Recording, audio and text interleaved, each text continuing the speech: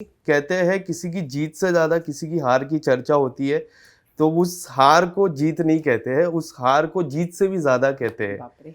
And big boss final के दिन से पूरे प्रेस का एक ही सवाल था कि अंकिता जी इंटरव्यूज में क्यों नहीं आए। जी अंकिता जी जब बाहर निकल रहे थे तो सबसे पहले एक शख्स ने अंकिता जी को पूछा था कि आप अंदर क्यों नहीं आए। जी अंकिता जी ने सुना रहेगा, जी। वो मैंने ही पूछा था। बिल्कुल। सबसे पहला सवाल वही था कि अंकिता जी आप प्रेस इंटरव्यूज में क्यों नहीं आए, क्योंकि काफ़ी लोग डिसअपॉइंट ऑलरेडी थे कि आप टॉप 3 में नहीं हो, जी उसके बाद आप इंटरव्यूज में नहीं आए, उसके लिए और ज़्यादा डिसअपॉइंट हुए। So what would you like to ये से मैंने अबाउट इट? पहले भी बोला है और मैं अभी भी बोलना चाहूँगी कि जब ये हुआ हमारा फिनाले, उसके पहले से हमारी 4 दिन से इतनी प्रिपरेशन चल रही थी और डे नाइट शूट चल रहा था हम लोगों का।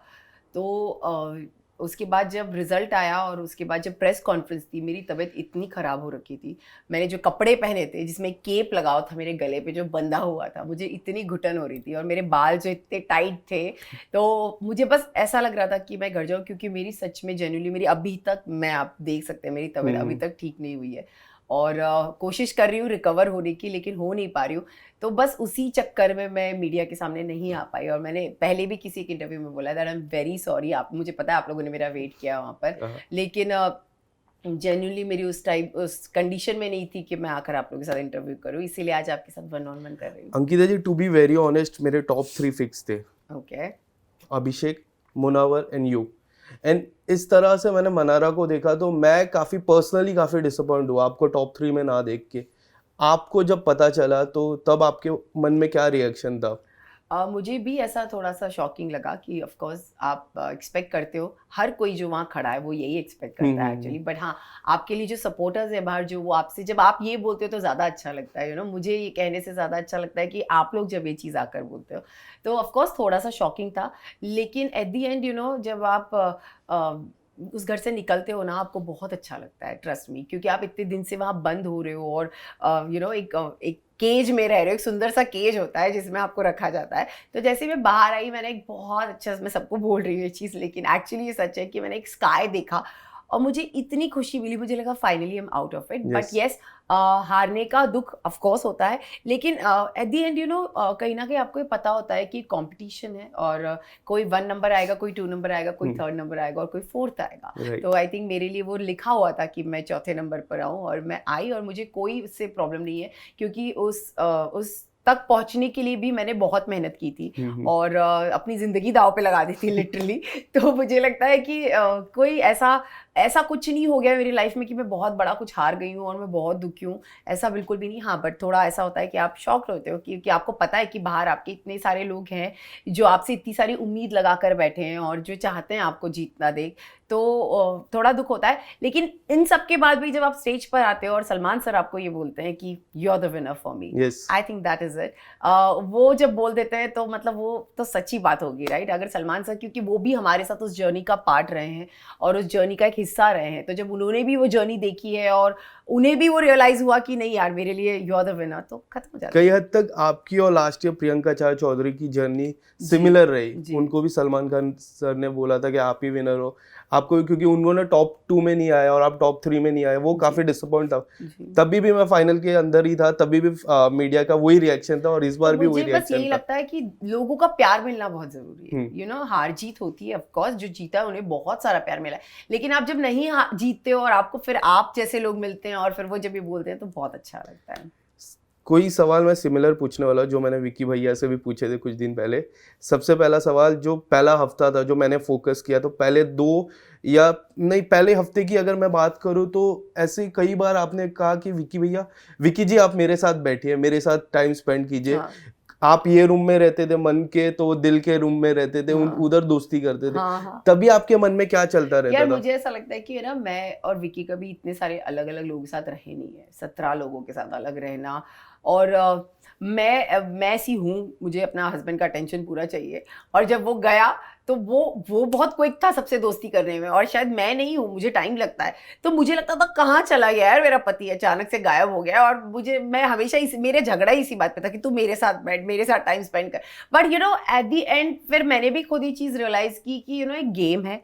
आपको सबके साथ जेल होना पड़ेगा, आपको सबके साथ पार्टिसिपेट करना पड़ेगा। अगर आप लोगों को नहीं जानोगे तो कैसे चलेगा। बट बेचारे विकी पे मैंने बहुत अत्याचार कर दिया, मुझे भी लगा। कभी ऐसा लगा सबसे ज्यादा कि अरे आगे ये ज्यादा एपिसोड्स देखने के बाद लगा मुझे तब तक घर पे भी एहसास नहीं था। मुझे लगता है जब आप आते हो बाहर और आप कोई चीज देखते हो, स्टार्टिंग के फ्यू एपिसोड मुझे ऐसा लगा यार मैं क्यों रिएक्ट कर रही हूँ चीजों पे, बट उस घर में ना सच में मुझे ऐसा लग रहा था कि मैं अकेली हो गई हूँ। कैमरास चेक किया आपने? हाँ, कैमरास चेक किया आपने? बोला था तो जोक था। नहीं, बट मुझे लगता है कि उस घर में ना मैं ऐसी हूँ कि मुझे अपना इंसान चाहिए कोई मेरे पास, और विक्की मेरा इकलौता वहां पर इंसान था। और वो इतना फ्रेंडली है सबसे कि वो सबसे जा जाके अपना गेम सेट करने में, अपनी बातें करने में, मस्ती करने में लगा। और मैं इतनी ओपन हो नहीं पाई थी, तो मुझे लग रहा तू क्यों कर रहा है ये सब, मैं नहीं कर पा रही हूँ। तो तो एक वो वाला चीज था। और ऑफकोर्स मेरा हस्बैंड है तो मुझे हमेशा उसका अटेंशन चाहिए होता है, तो you are more positive about your relation. मैंने जितने भी नोटिस किया है, मैंने प्रेस कॉन्फ्रेंस हो जाए, बिग बॉस की जर्नी हो जाए, या फिर जितने भी इंटरव्यूज मैंने लास्ट 2-3 दिन से देख रहा था, you are more possessive about relationship. I am possessive and at the same time I'm very protective about my relationship, मैं अपने relationship को चाहे कुछ भी हो सिचुएशन हो, I want to protect my relationship in any case. Munawar की जीत पे क्या लग रहा था आपको? बहुत जब अच्छा लग रहा टॉप था। 2 जब थे तब ऐसा लग रहा था कि मुनावर वन साइड विनर है, ऐसा लग रहा था आपको? सी मुनावर के फॉलोअर्स बहुत रहे हैं, उनका प्यार लोगों के लिए बहुत ज़्यादा है, मतलब लोगों का प्यार उनके लिए बहुत ज़्यादा है। तो मुझे कहीं ना कहीं ये जब अभिषेक और मुन्ना खड़े थे तो हम definitely I was sure, but कहीं ना कहीं अभिषेक का भी लग रहा था क्योंकि अभिषेक ने भी बहुत मेहनत की है इस शो में और उसने अपने फॉलोअर्स गेन किए हैं उस शो में आके, तो मुझे ये भी लग रहा था कि शायद अभिषेक भी जीत सकता है। लेकिन दोनों में से मुन्ना मेरा बहुत करीब रहा है, हमेशा मेरा एक दोस्त रहा है, तो उसके जीतने पर डेफिनेटली बहुत खुशी हुई। लेकिन अभिषेक भी जीता एट द सेम टाइम, तो मुझे सच में लगता कि यार कहीं ना कहीं उसने एक बहुत सच्चाई से गेम खेली थी, मुझे एक फीलिंग थी और एक उसकी आंखों में सच्चाई दिखती थी मुझे, तो वो भी जीता तो कोई प्रॉब्लम नहीं। आप ऐसा बोलते हो, बट मैं नाम नहीं लेना चाहता हूँ कि कोई कंटेस्टेंट ऐसा बोलते कि अंकिता जी टॉप 5 में थे, मैं सरप्राइज था। बट आप रिलेशन, अभिषेक नहीं बोला है ना, आप रिलेशन को इतना इतना इम्पोर्टेंट देते हो और सामने वाले ऐसा बोलते तो तब क्या लगता है आपको? मुझे ऐसा लगता है ये इमेच्योरिटी है। और आप नए आप जब बनते हो कुछ तो एक होता है यार, उसको लग रहा होगा कि उसको नहीं लगी होंगी मैं डिजर्विंग, एंड इट्स ओके। किसी के बोलने ना बोलने से मैं नॉन डिजर्विंग तो नहीं होती। और मुझे पता है कि उस प्लेटफॉर्म तक पहुंचने के लिए मैंने अपनी जर्नी कैसे पास की है। तो आई थिंक बहुत इनिशियल स्टेज है अभी अभिषेक के करियर की भी, and I wish him all the very best, क्योंकि कुछ है नहीं मुझे घर के अंदर विक्की एंड अंकिता जी गए थे, बट पॉपुलर विक्की की मम्मी ज्यादा हुई। देखिए, एंड एक बात मैं आपको कहना चाहूंगा, ये जो छत्तीसगढ़ी मॉम रहते ना, वो काफी पॉजिटिव होते हैं अपने बेटे के लिए। मेरी मॉम भी छत्तीसगढ़ से, तो इसके लिए मुझे पता है।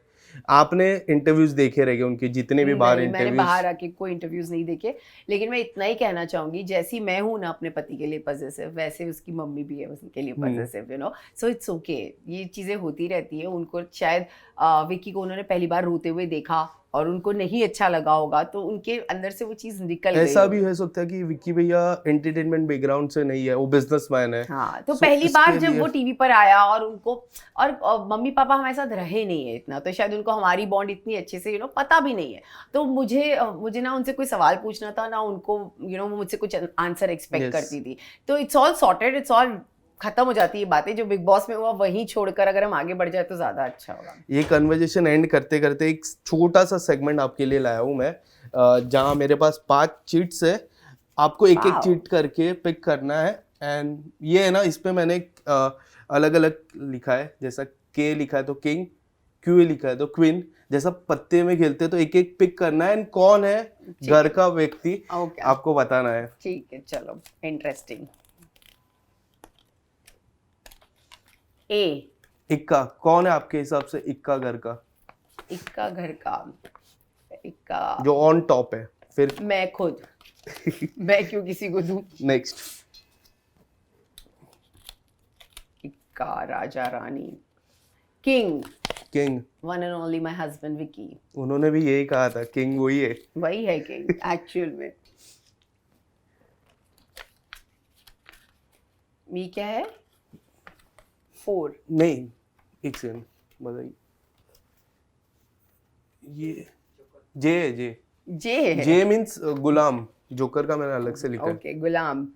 तो मैं गुलाम में अभिषेक को देना चाहूंगी क्योंकि अभिषेक कुमार मेरे गुलाम बने थे तो ये अभिषेक तुम्हारे लिए।